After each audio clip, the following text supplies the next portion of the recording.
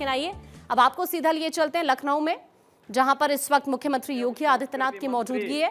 बोल रहे हैं, सुनिए। श्री जयवीर सिंह जी, लखनऊ की महापौर श्रीमती सुषमा खड़गवाल जी, माननीय सांसद श्री ब्रजलाल जी, माननीय विधायकगण, आज के इस कार्यक्रम में उपस्थित भारत की युवा ऊर्जा के केंद्र, मेरे सभी उपस्थित युवा साथियों, आज काकोरी 10 एक्शन की 101वीं पावन तिथि है। इस अवसर पर भारत माता के जिन महान सपूतों ने ब्रिटिश हुकूमत की चूलों को हिला करके उन्हें चुनौती दी थी कि भारत की धरती गुलामी को हरगिज नहीं बर्दाश्त करेगी, और इसके लिए इन सभी महान क्रांतिकारियों ने 1857 के प्रथम स्वातंत्र समर से लेकर के 1942 के अंग्रेजों भारत छोड़ो तक की एक लंबी श्रृंखला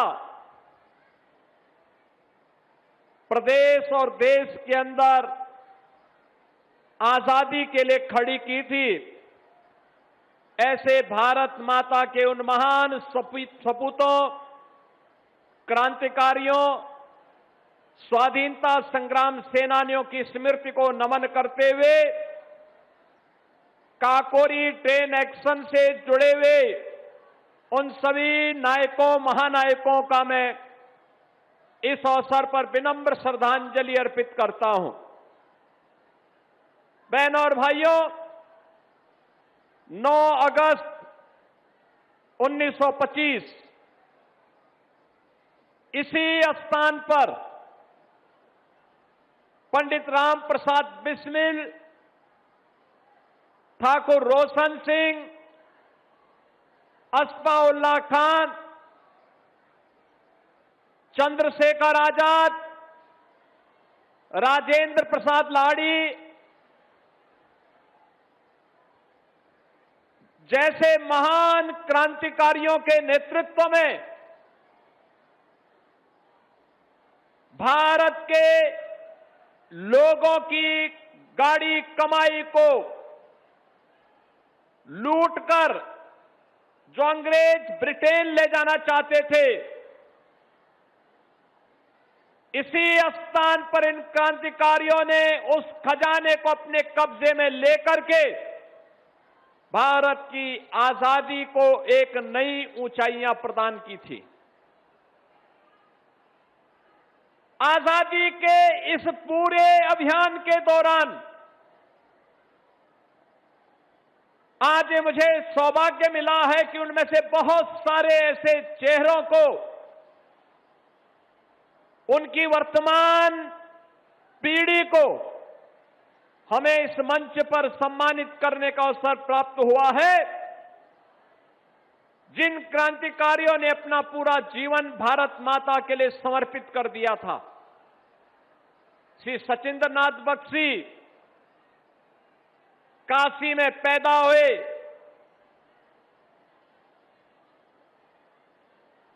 आजीवन कारावास की सजा हुई। मनमथनाथ गुप्ता काशी में पैदा हुए, आजीवन कारावास की सजा हुई। उनकी जागीर को ब्रिटिशर ने जब्त कर लिया था। सचिंद्रनाथ सान्याल काशी में पैदा होने के बाद अंतिम श्वास उन्होंने गोरखपुर में ली। पंडित राम प्रसाद बिस्मिल, गोरखपुर जेल में उन्हें फांसी दी गई। ठाकुर रोशन सिंह, अस्फाउल्लाह खान, राजेंद्र प्रसाद लाड़ी, इन सभी महान क्रांतिकारियों को भी गोंडा, फैजाबाद और प्रयागराज की नैनी जेल में फांसी दी गई। चंद्रशेखर आजाद, उन्होंने कहा था कि आजाद हमेशा आजाद रहेगा और अंतिम दम तक वह अंग्रेजों से लड़ते लड़ते प्रयागराज की धरती पर शहादत को प्राप्त किया था उन्होंने। यानी ये वे क्रांतिकारी हैं जिन क्रांतिकारियों का एक ही उद्देश्य था और वह था भारत माता की आजादी, भारत की गुलामी की बेड़ियों को तोड़ करके ब्रिटिशर को भारत से भगाना है, अपने देश को आजाद कराना है। बहनों और भाइयों, जब हम काकोरी ट्रेन एक्शन की इस 101वीं तिथि का आयोजन यहां पे काकोरी के इस ऐतिहासिक स्थल पर कर रहे हैं, तब हमें इस बात को याद रखना होगा, ब्रिटिशर ने इसे डकैती कहा। दुर्भाग्य से स्वतंत्र भारत में भी जिन लोगों के हाथों में सत्ता आई, उन्होंने भी काकोरी डकैती कांड के नाम पर इस घटना के क्रांतिकारियों को अपमानित करने का काम किया था। वे भी लगातार, चाहे वह काकोरी ट्रेन एक्शन की घटना हो, चाहे वह चोरी चोरा की घटना हो, इन सबको इन लोगों के द्वारा कमतर आंकने का प्रयास हुआ। और उस समय तो 1922 में जब चोरी चोरा की घटना गोरखपुर में घटित हुई थी, कांग्रेस ने आंदोलन स्थगित कर दिया, मुंह मोड़ लिया। चोरी चोरा की घटना में महामना पंडित मदन मोहन मालवीय जी ने मुकदमा लड़ा था क्रांतिकारियों की ओर से। और यहां पे बहुत सारे क्रांतिकारी ऐसे थे जिन्हें आजीवन कारावास की सजा हुई, और सजा कराने वाला कोई और नहीं, लखनऊ के ही कांग्रेस के दो नेता थे जो वकालत करते थे। दुर्भाग्य से शर्मनाक तरीके से उन्होंने उनके खिलाफ पैरवी की और आजादी के बाद भी इन क्रांतिकारियों को जो सम्मान मिलना चाहिए था, सचिंद्र नाथ बख्शी उनमें से एक महान क्रांतिकारी थे, मनमोहन दास गुप्ता उनमें से एक क्रांतिकारी थे जिनको सजा कराने का पाप किसी और ने नहीं, उस समय के कुछ कांग्रेसी नेताओं ने किया था। बहनों और भाइयों, भारत गुलाम ऐसे ही नहीं हुआ। भारत की गुलामी के कारण से हमारी आपसी फूट, हमारे साथ होने वाले षड्यंत्र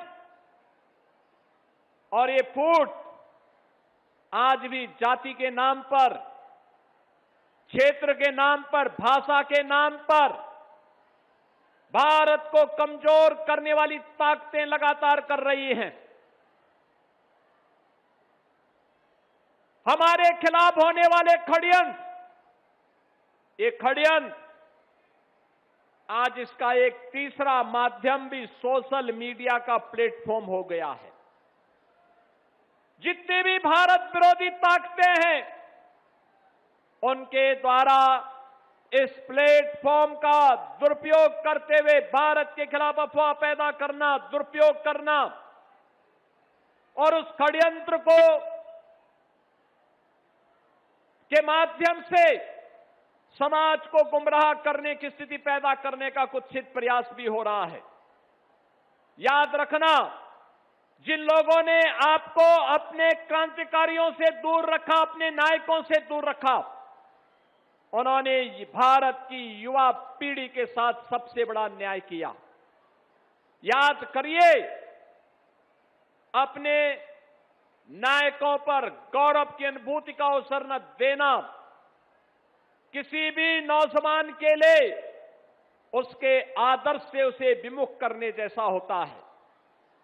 उसको गौरव के क्षणों से उसे विमुख करने जैसा होता है, उसके प्रेरणा के स्रोत को कुंद करने जैसा होता है। और यह पाप आजादी के बाद जिन लोगों ने सत्ता संभाली, उनके द्वारा लगातार उस समय के क्रांतिकारियों को अपमानित किया जाता रहा।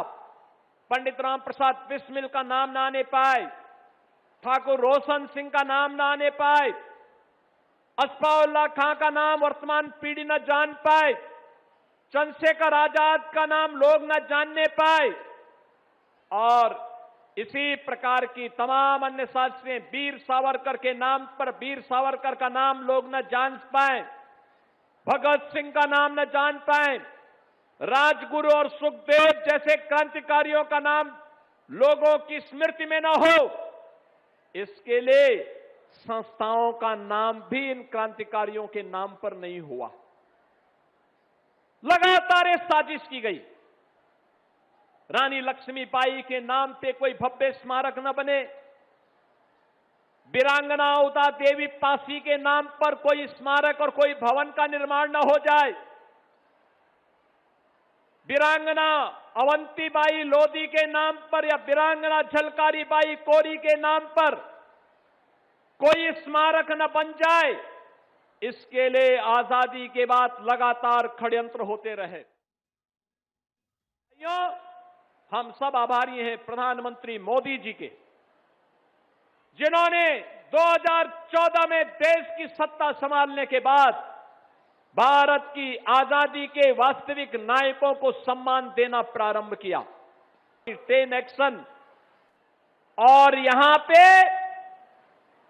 बहुत सारे क्रांतिकारी ऐसे थे जिन्हें आजीवन कारावास की सजा हुई, और सजा कराने वाला कोई और नहीं, लखनऊ के ही कांग्रेस के 2 नेता थे जो वकालत करते थे। दुर्भाग्य से शर्मनाक तरीके से उन्होंने उनके खिलाफ पैरवी की, और आजादी के बाद भी इन क्रांतिकारियों को जो सम्मान मिलना चाहिए था, सचिंद्र नाथ बख्शी उनमें से एक महान क्रांतिकारी थे, मनमोहन दास गुप्ता उनमें से एक क्रांतिकारी थे, जिनको सजा कराने का पाप किसी और ने नहीं, उस समय के कुछ कांग्रेसी नेताओं ने किया था। बहनों और भाइयों, भारत गुलाम ऐसे ही नहीं हुआ, भारत की गुलामी के कारण थे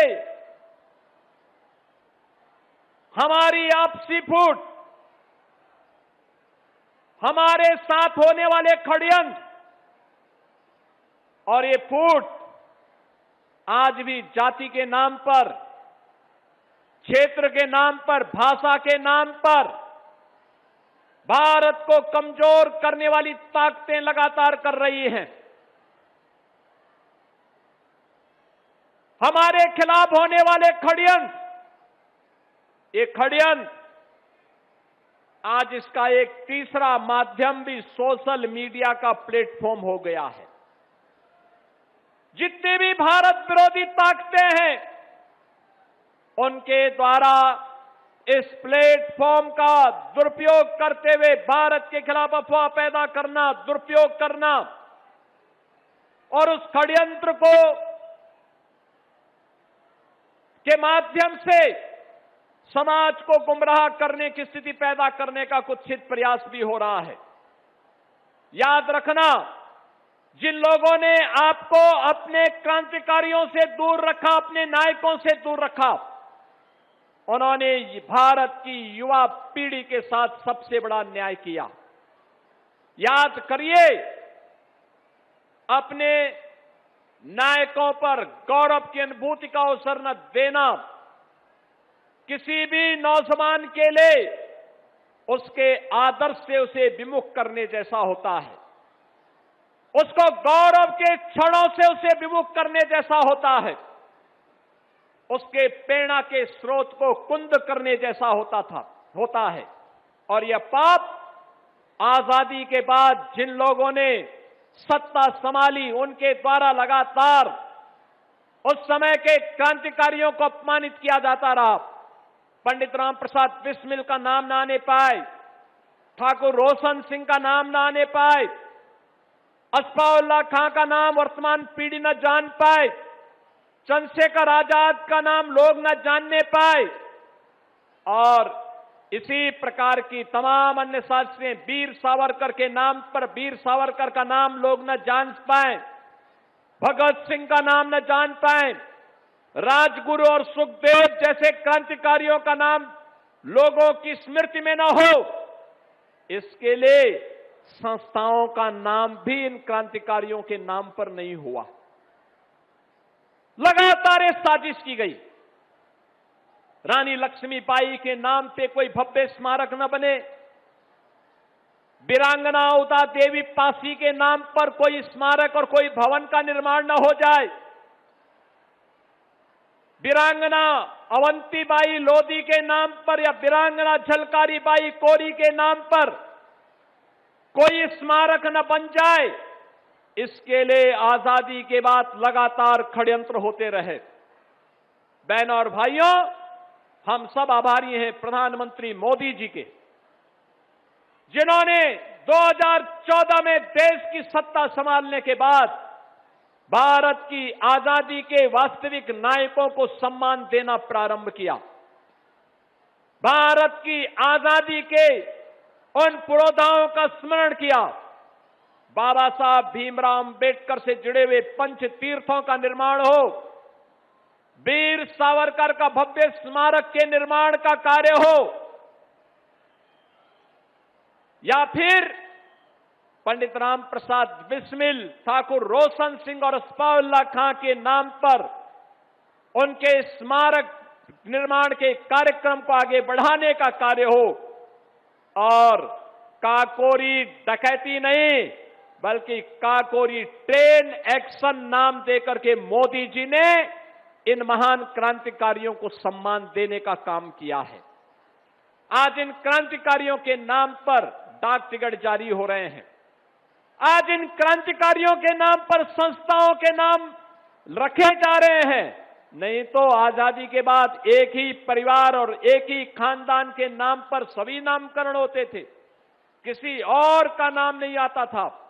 और आज के इस अवसर पर जब हम काकोरी ट्रेन एक्शन से जुड़ी हुई इस महत्वपूर्ण आजादी की लड़ाई के पड़ाव की ओर ध्यान देते हैं, आपने यहां पर अभी इस नाट्य श्रृंखला को देखा है, और इस नाट्य श्रृंखला के अग्रिम कड़ी के रूप में मैं आपका आह्वान करूंगा, हम सब अपने क्रांतिकारियों को देखें, ढूंढें।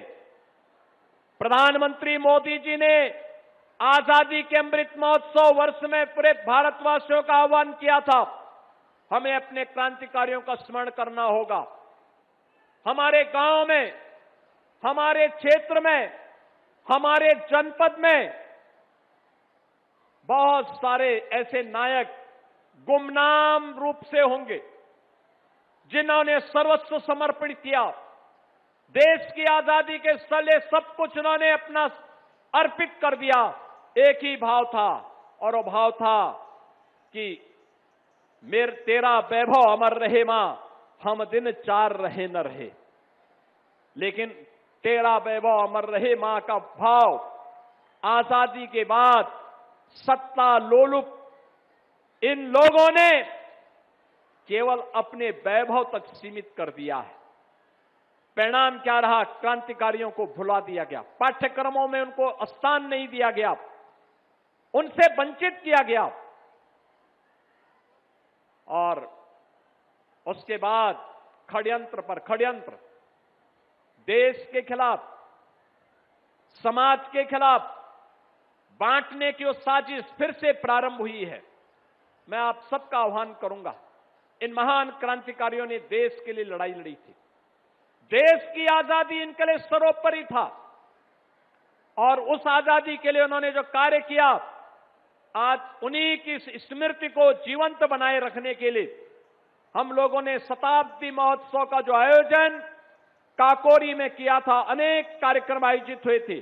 उन कार्यक्रमों की श्रृंखला में आज उसका समारोप कार्यक्रम है। पिछले एक वर्ष में अनेक कार्यक्रम इन क्रांतिकारियों की स्मृति में आयोजित किए गए। बहनों और भाइयों, आज उन क्रांतिकारियों के प्रति सम्मान देने के लिए मंच पर हम लोगों ने काकोरी 10 एक्शन से जुड़े हुए जो परिवार थे, उन परिवार के सदस्यों से जुड़े हुए वर्तमान पीढ़ी को यहां पे सम्मानित तो किया ही, स्वतंत्र भारत में भी देश की सुरक्षा के लिए अपना बलिदान देने वाले ऐसे वीर सैनिकों के परिवारजनों को भी हम लोगों ने यहां पे सम्मान दिया है। मैं आज के अवसर पर भारत माता के इन सभी महान सपूतों की स्मृतियों को नमन करते हुए उन्हें विनम्र श्रद्धांजलि अर्पित करता हूं। उनके परिवार के सभी सदस्यों को और वर्तमान पीढ़ी का अभिनंदन करता हूं।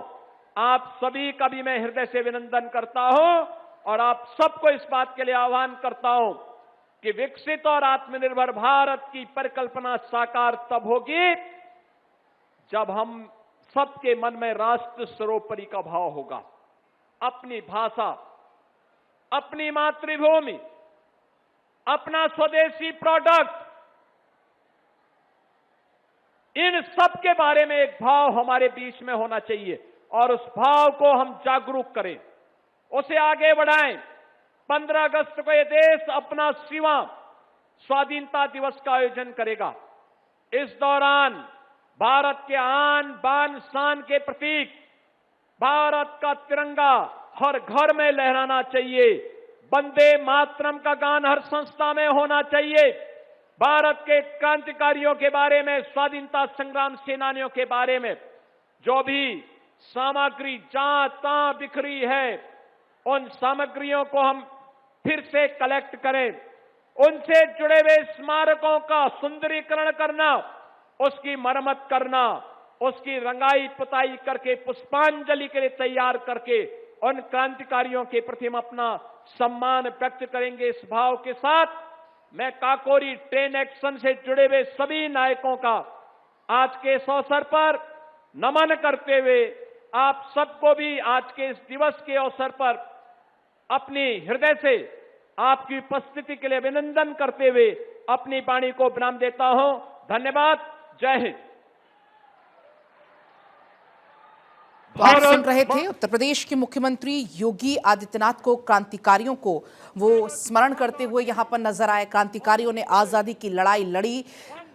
इन तमाम बातों का जिक्र उनकी तरफ से किया गया इस मंच से। कार्यक्रम संपन्न हो रहा है।